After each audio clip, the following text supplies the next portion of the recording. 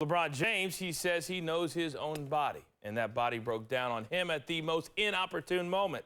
His health and the Heat's chances of splitting front and center. Stuart Scott anchors our coverage from San Antonio.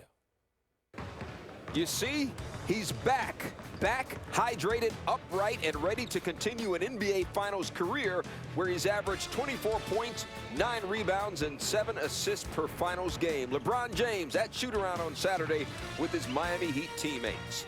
Welcome back to SportsCenter's coverage of the NBA Finals. Stuart Scott alongside Tim Legler and Coach George Karl. The good news for Miami, every time in the Big Three era that they've been down 1-0 in a playoff series, they always win game two. They always win game two. So, in order to do it again, other than, hydrating LeBron, Legs, what do they need to do? What kind of adjustments do they need to make? Did you see any 7-foot shot blockers walking around down by the river? Nah, so they're not going to add one of those either? All right. Okay, so sometimes you can overanalyze a little bit. I think really what it comes down to is put yourself in the same position that you did in game one in the fourth quarter. Just close the deal. They had some empty possessions even before LeBron cramped up where there's just no pace in their offense. LeBron holds the ball here for 3-4 seconds, ends up with a fadeaway jump shot, up 6 in the fourth quarter. It's an opportunity to really extend their lead. Same thing here.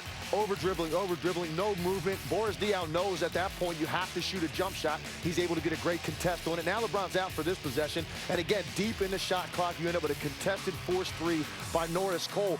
I just thought that was a critical time in the game. If you come up with some points in those possessions, maybe San Antonio doesn't make that comeback. You see their possessions after LeBron went out. 11 possessions, only end up with 7 points. So they just didn't close the deal, Stu. For the most part, they were in control of the game, and I think Eric Spoelstra would take that again in game two. Up 6, 8 minutes to go. Give me those odds, and I think we'll close it out this time. By the way, not only have the Big Three Miami Heat always won game two when they're down 1-0, they've also always won that series. For the Spurs, coach, nice game 1 win, but 23 turnovers, that's the most by a winning team in a finals game since the Lakers in '82. What do they do to cut down on that number?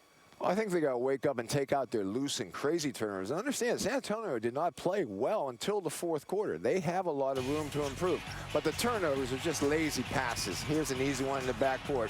Ray Allen punishes it with a 3-ball going down.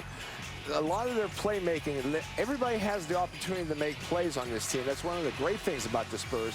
But they have too many turnovers. They got to cut that down.